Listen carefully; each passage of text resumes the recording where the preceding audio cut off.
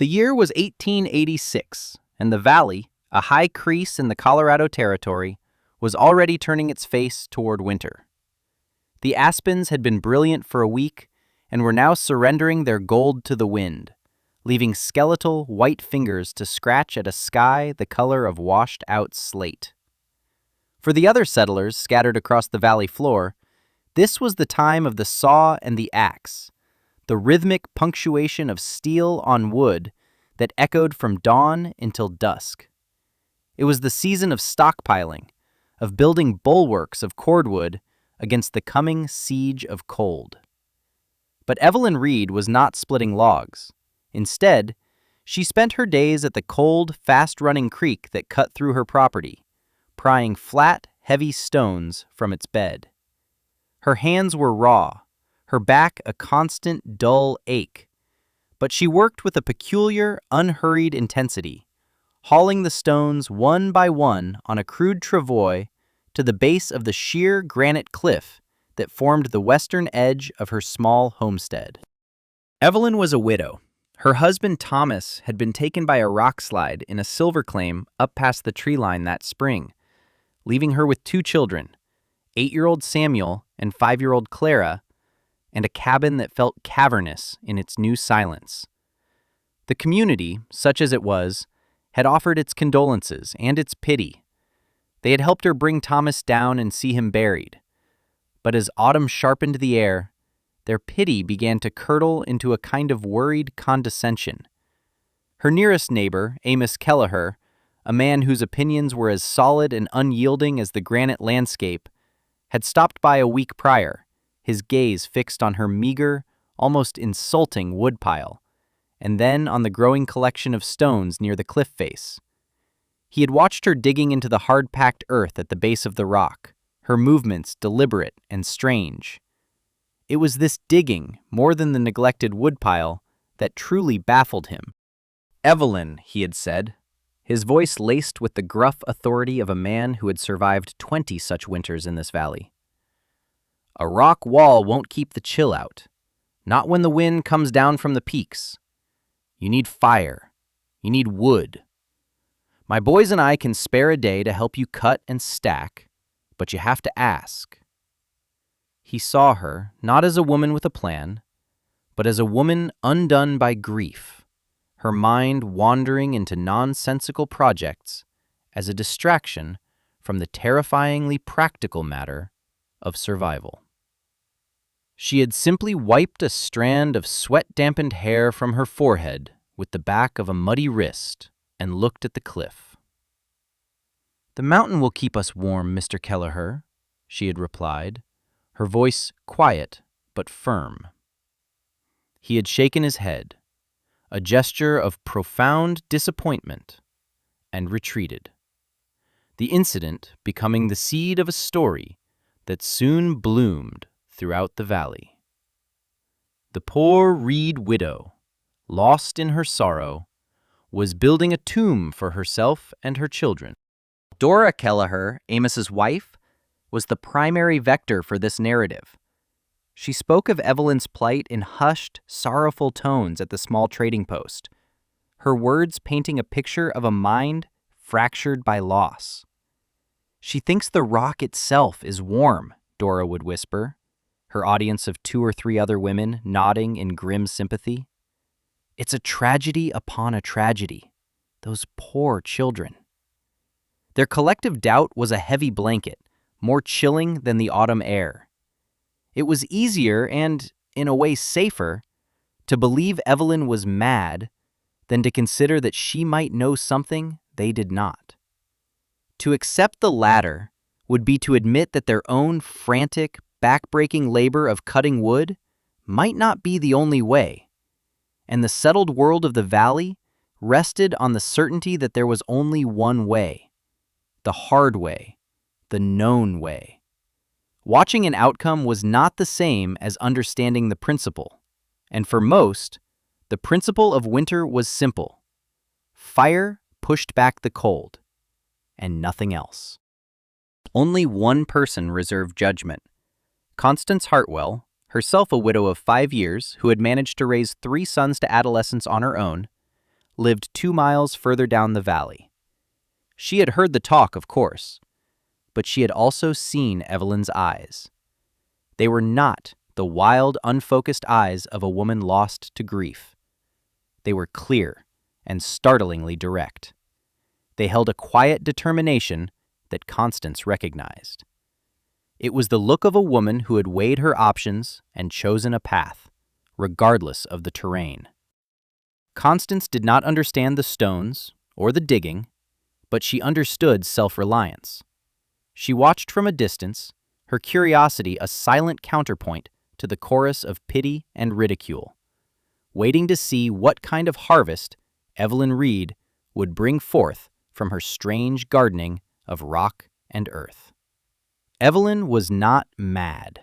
She was, instead, operating on a principle she did not fully understand but had been taught to trust implicitly. The idea was not hers, but Thomas's. He had not been just a prospector chasing color in the rock. He was a student of the earth, a geologist by temperament if not by formal training. He read the land not for what could be taken from it, but for what it was. He had brought her to this exact spot against the canyon wall 2 summers ago, on a day when the sun was hot and the air was still. He had guided her hand to a narrow, almost invisible fissure in the granite, a crack no wider than her little finger, snaking down from an unseen height into a tumble of scree at its base. From it, a faint but distinctly warm draft breathed out against her skin. It was a subtle thing, easily missed if you were not paying attention. "Feel that, Ev?" he had murmured, his voice full of a quiet reverence she had always loved. "That's the breath of the mountain. Deep down, the earth holds its own fire. Most times it stays locked away. But here, there's a fault, a chimney. It vents." The Utes knew about these places. They called them winter spirits. He explained that the heat was geothermal, a constant, reliable warmth that traveled up from the planet's molten heart. It was a force utterly independent of the sun or the seasons. The rock around the vent, he'd explained, acted as a thermal battery.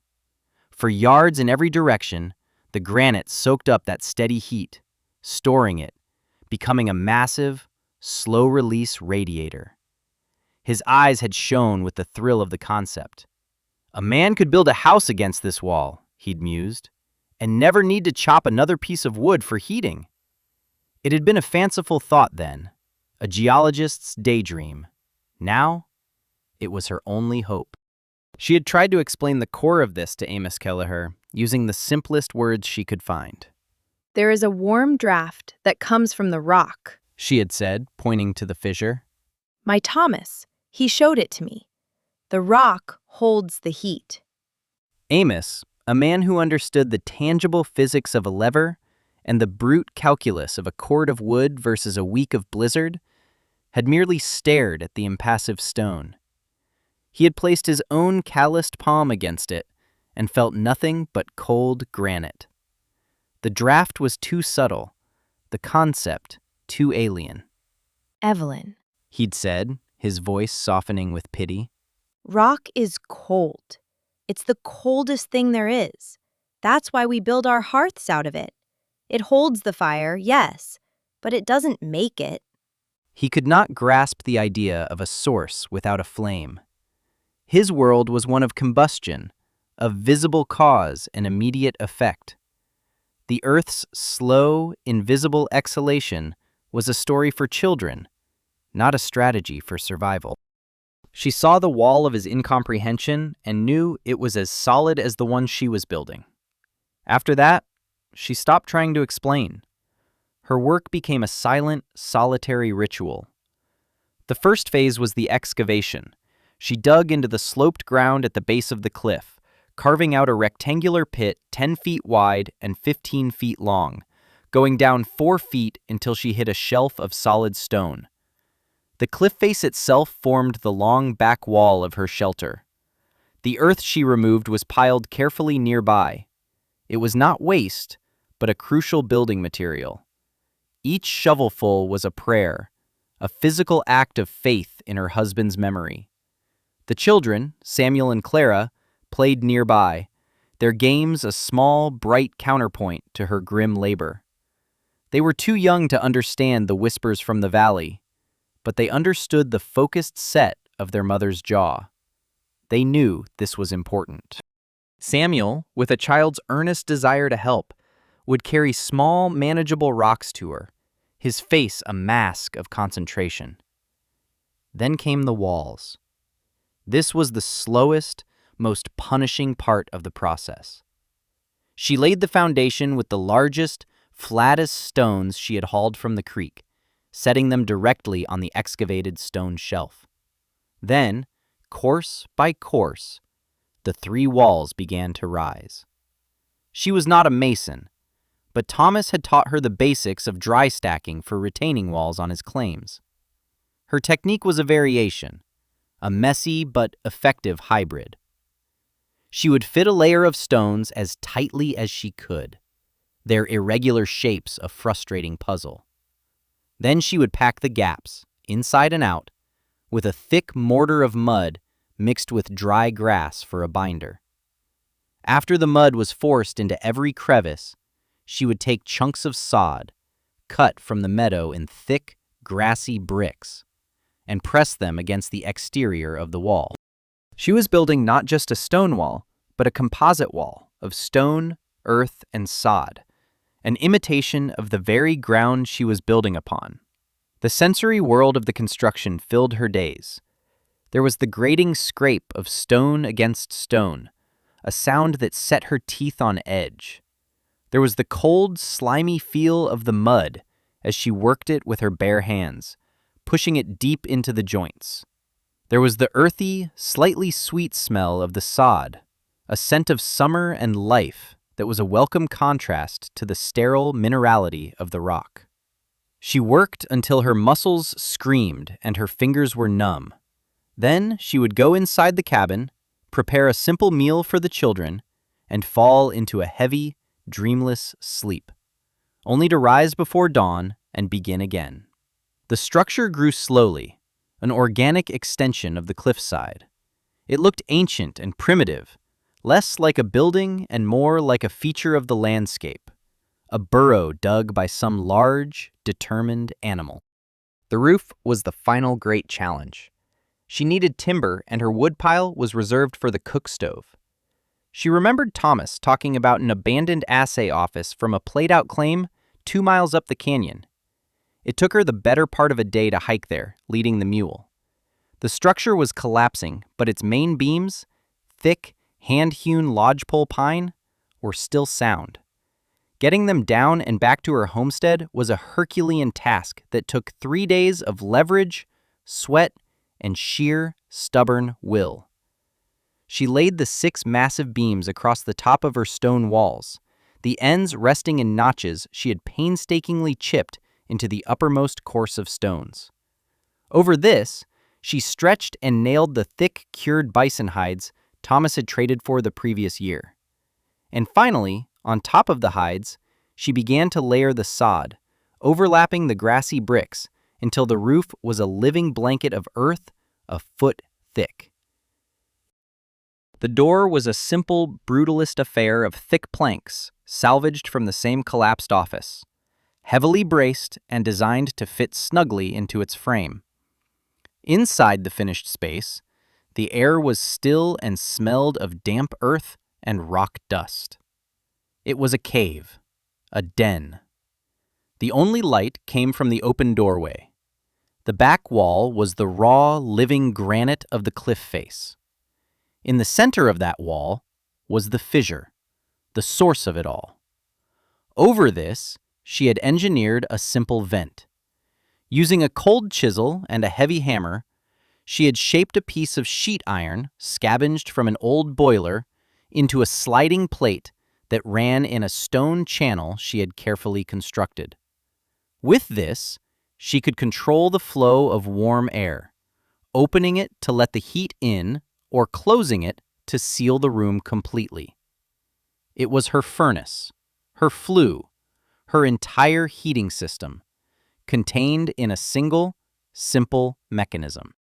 As she slid the plate back and forth, feeling its heavy, scraping movement, a sense of profound accomplishment washed over her. It was done. Now, all she could do was wait for winter to ask its question. The question came in the second week of November. The sky, which had been gray for days, turned a bruised, ominous purple. The wind fell away into an unnerving silence. Every animal in the valley seemed to hold its breath. Evelyn had seen this before. It was the calm that preceded the white fury. She gathered the children, a last basket of produce from the root cellar, water, and a lantern. They would take their meals at the main cabin's cook stove, but they would live and sleep in the shelter. She led Samuel and Clara into the dim, earth-scented room. As she pushed the heavy plank door shut, the last of the gray daylight was extinguished. The world outside vanished. She sealed the edges of the door with strips of cloth packed into the gaps, and the silence became absolute. For a moment, a flicker of doubt, cold and sharp, pierced her resolve. She was sealing them into the earth. What if Thomas had been wrong? What if the warmth was just a summer phenomenon, a trick of the sun on the rock? The blizzard hit an hour later. It did not begin with snow, but with wind, a low moan that rose steadily in pitch until it became a physical scream. It tore at the main cabin, rattling the windows and finding every tiny crack to whistle through. But inside the stone shelter, they heard only a deep, muffled roar, the sound of a distant ocean. There were no drafts. The thick composite walls, insulated by the earth and snow that was already beginning to pile against them, held the stillness within. Evelyn lit the lantern, its soft glow pushing back the oppressive darkness. She slid the iron plate on her vent halfway open. A gentle, steady current of air, smelling faintly of minerals and deep earth, began to flow into the room. It was not hot like the air from a stove, but it was profoundly warm. It was the temperature of living breath. For 3 days the storm raged. Evelyn and the children created a small world for themselves in the 20 by 10 foot space. During the day, they would make quick, bundled-up trips to the main cabin to cook and eat. The journey of 50 yards, a brutal battle against a wall of wind and blinding snow. Each time they returned to the shelter, pushing the door open against the growing drift, the feeling was the same, a profound sense of relief as they stepped from the violent, freezing chaos into the calm, steady warmth. Inside, Evelyn tended her system with a quiet focus. Her task was not to feed a hungry fire, but to manage a gentle, constant source. She learned the shelter's rhythm, sliding the vent open a little more when the air grew cool, closing it slightly if it became too stuffy. She was not a consumer of fuel fighting a battle. She was a steward of a system, working in partnership with the mountain. The children, insulated from the storm's terror, adapted quickly. They played quiet games on the floor, their breath never misting in the air, their small bodies relaxed in the constant, even temperature. Evelyn would watch them, and the faith she had placed in Thomas's words solidified into certainty. This was working. On the morning of the 4th day, she awoke to silence. The deep, vibrating roar of the wind was gone. The world outside the door was utterly still. A profound quiet had fallen, the kind that only comes when the landscape is buried under a thick blanket of new snow. She waited another hour, then decided it was time. Leaving the children asleep in their bedrolls, she put her shoulder to the heavy door. It resisted, groaning against the weight of the drift outside. She had to dig her way out with a small shovel she'd kept inside, clearing a narrow channel through snow that was packed as high as her waist. When she finally pushed the door open, the light was dazzling. A pure, brilliant white reflected from every surface. The air that struck her face was so cold it felt like a physical blow, stealing her breath and stinging her lungs. It was a savage, clean cold. The world scoured and reset to zero. She stepped back inside the shelter, pulling the door partially closed behind her, and the contrast was stunning. The air in the room, which had felt merely comfortable before, now felt luxuriously, impossibly warm. It was the sensory proof, the undeniable validation of her entire endeavor. She walked to the back of the shelter and placed her bare hand flat against the granite wall, next to the fissure. The stone was alive. It radiated a deep, penetrating warmth that felt like a sleeping animal. It was a heat that had nothing to do with the sun, a primordial energy flowing from the heart of the world into her small, hand-built sanctuary. She closed her eyes, and for the first time since Thomas's death, a feeling of pure, unburdened peace settled over her. He had left them, but he had also left them this knowledge, this warmth, this secret conversation with the earth. A quiet triumph bloomed in her chest. It was not a boastful, prideful feeling, but a deep, resonant satisfaction. She had listened to a memory, trusted a principle invisible to others, and transformed it into a physical reality with her own two hands. She had faced down the valley's skepticism and the earth's indifference, and had carved out a space of safety for her children. She thought of Amos Kelleher, likely sitting by his roaring stove, feeding it log after log, feeling vindicated in his practicality while the cold pressed in on his windows. He had been logical, but his logic was based on an incomplete set of premises. He did not know about the mountain's warm breath. She felt no anger toward him, only a kind of detached clarity. She had not proven him wrong to shame him, but to survive. 2 days later, a figure appeared, struggling through the immense drifts on snowshoes. It was Amos Kelleher. As he drew closer, Evelyn could see the lines of worry etched on his face. He had seen no smoke from her cabin chimney since the storm began, and had finally succumbed to his fear for her and the children. He expected the worst, to find them frozen, huddled together in a final, desperate embrace. He pounded on the cabin door, his shouts muffled by the sound-dampening snow. Getting no answer, his fear intensified. He circled the cabin, his eyes scanning for any sign of life, and then he saw it.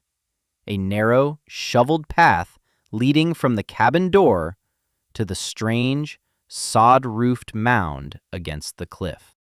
It looked like the entrance to a badger's set. He followed it, his heart heavy with dread. He knocked on the heavy plank door of the shelter. After a moment, it swung inward. Evelyn stood there, framed in the doorway, wearing a simple wool dress.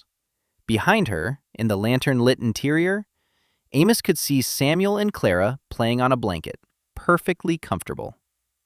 But what struck him first was the air that washed over him. It was a wave of warmth, shockingly different from the biting cold he stood in. It was not the dry, scorching heat of a wood stove, but a gentle, humid warmth. He stared, dumbfounded. There was no stove. There was no fire. There was no woodpile. Yet the small room was warmer than his own cabin. He stepped inside, his snowshoes crunching softly, his eyes wide with disbelief. "Evelyn," he stammered, his gaze sweeping the interior. "How? Where is the fire?" She simply pointed to the granite wall at the back of the room, to the iron plate of the vent from which the gentle warmth flowed. Amos, a man who trusted only what his hands could feel, walked over and tentatively placed his palm on the rock. His expression shifted from confusion to astonishment. The stone was warm to the touch. He knelt, peering at the fissure, feeling the impossible current of heated air on his weathered cheek. He looked at the children, healthy and calm. He looked at Evelyn, her face serene. He was a practical man, and the evidence before him was irrefutable. It defied his entire understanding of the world, but it was undeniably real. He stood up, took off his hat, and looked at her, his eyes full of a new and profound respect. "Well, I'll be," he said, his voice low and humbled. "You did it, Evelyn. You truly did it." That quiet, understated admission was the turning point. The story Amos Kelleher carried back to the valley was not one of madness and tragedy, but of inexplicable success. He did not try to explain the principle, he didn't understand it himself, but he described the result with the unshakable conviction of an eyewitness. He spoke of the warmth without fire, of the children playing while a blizzard raged. His testimony, coming from the valley's most grounded and skeptical man, silenced the gossip and replaced it with a slow-burning curiosity. One by one, they came to see. Constance Hartwell was the first. She stepped inside, felt the warmth, and asked the simple question no one else had bothered with. How? And so, Evelyn began to teach. Standing in the gentle warmth of her shelter, she shared Thomas's knowledge freely. She took them to the fissure and had them feel the draft for themselves. She explained the idea of the Earth's own heat, of the rock as a battery. She showed them the construction, the thick insulated walls, the sod roof, the simple, brilliant vent. She was no longer the poor Reed widow, an object of pity. She became a source of new wisdom, a person who had looked at the same landscape they all saw but had perceived a hidden resource. The men, who had initially dismissed her, now listened with quiet attention, their respect for her physical labor combining with a new respect for her intellect. The women saw in her not a victim, but a victor, a woman who had used her mind to secure her family's future. The innovation did not transform the valley overnight, but it planted a seed. The following summer, Amos Kelleher, with Evelyn's guidance, found a similar, smaller fissure on his own property and built a reed shelter, as they began to be called, into the hillside behind his barn. It was not for living, but it served as an emergency haven and, more importantly, as a root cellar that never froze, saving a significant portion of his crops that would have otherwise been lost in the deep cold. Others followed suit, adapting the principle to their own needs. The shelters became a unique feature of the local architecture, a testament to a shared secret. The annual, frantic rush for firewood lessened, replaced by a more balanced preparation. The community had learned that the most powerful solutions are not always the loudest, and that true warmth sometimes comes not from a raging fire, but from a quiet, steady breath. Evelyn Reed lived in that valley for another 40 years. She never remarried. She raised her children, and they raised their own, in the shadow of the granite cliff. The shelter she had built with her own raw hands was improved over the decades. A proper stone floor was laid, the door was replaced with a more finely crafted one, but its fundamental principle remained unchanged. It served her family for 2 generations, a warm, safe harbor against the harshest winters. Long after she was gone, Travelers passing through the high country would remark on the curious, sod-roofed structures built into the hillsides, and they would be told the story of the widow who, left with nothing but her husband's strange wisdom and her own unyielding will, had listened to the mountain and taught her entire community a new way to survive the cold.